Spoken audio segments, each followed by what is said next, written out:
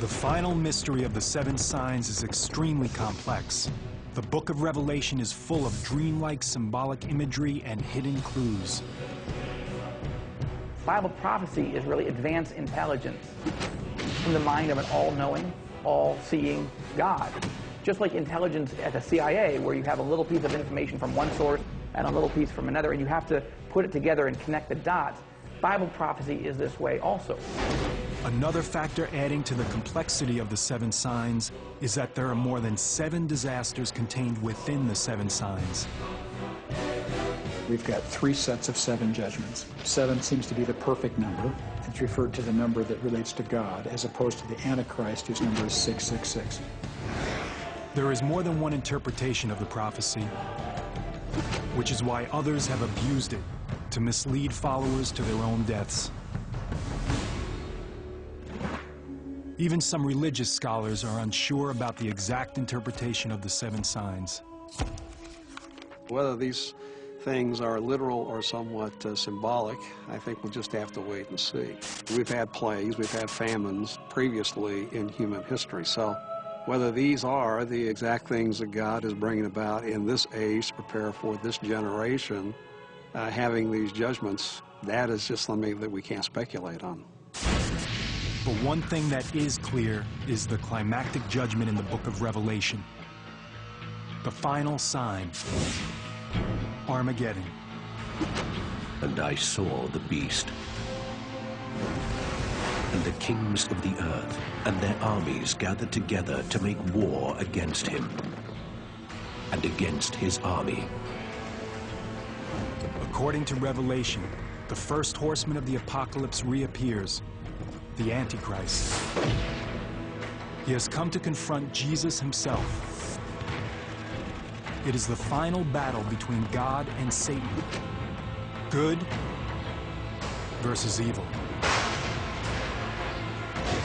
This war is just horrific in its magnitude. All the nations of the earth will converge at that moment.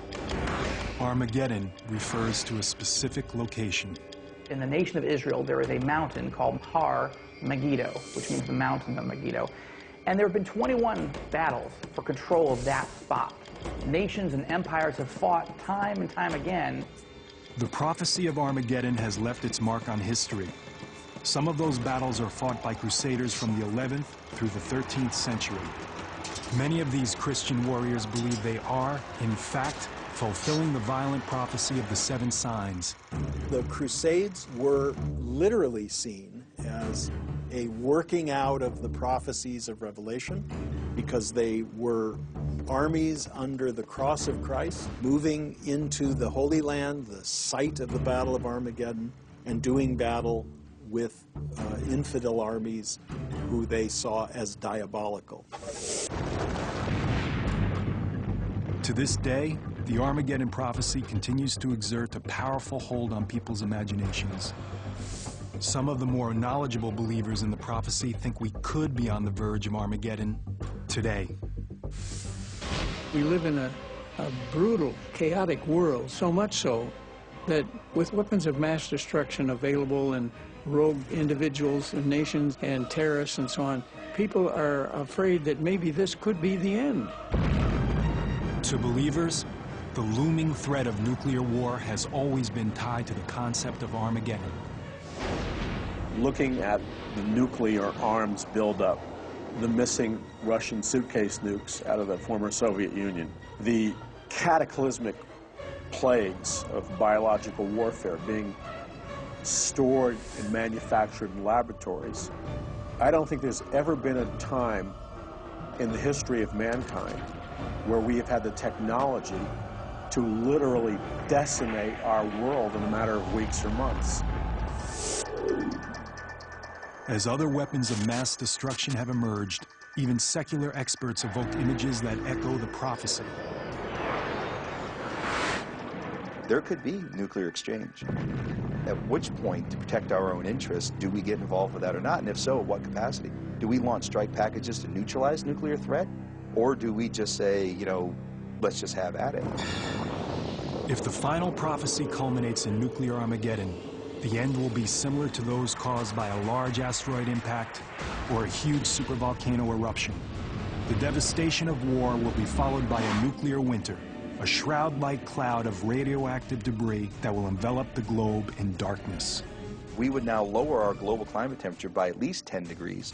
As it got perpetually worse, we're screwed. And then the prevailing precipitation that would fall in the form of snow would be completely radioactive.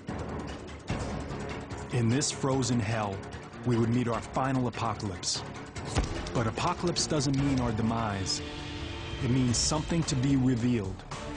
The journey through the 7 signs only appears to be an unending litany of death and destruction.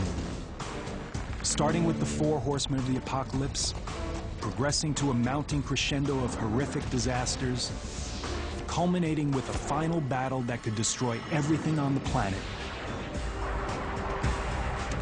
But to believers in the prophecy, the 7 signs are not a countdown to the end of time. The signs signal a new beginning, a startling and symbolic wake-up call. The purpose is to grab a rebellious mankind's attention in an effort to bring mankind back to himself. And this is where the mystery of the 7 signs is finally revealed. For amidst the devastation of the last sign, there is an unexpected end to Armageddon.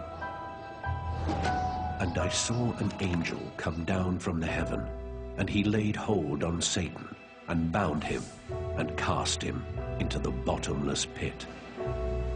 Armageddon ends. Satan is defeated. Good triumphs over evil. And a period of peace and happiness begins on earth that will last 1,000 years. The bottom line is this: God's not some angry tyrant slinging down lightning bolts.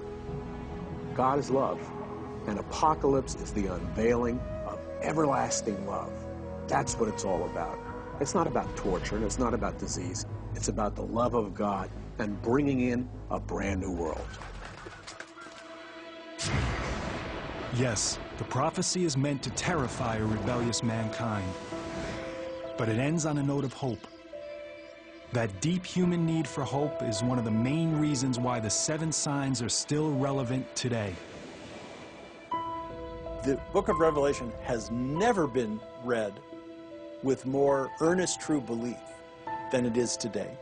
There's a certain irony there because we live in an age of science, of very advanced knowledge about the here and now, and yet even with all that advanced knowledge, there are people who say all that really matters is your religious beliefs, and those will be the final test of whether you live forever in paradise or burn forever in the lake of fire. Are the 7 signs unfolding now? Despite all the evidence, it's still impossible to tell for sure. But there's one thing that can be said. The prophecy is every bit as powerful now as it was the very day it was written.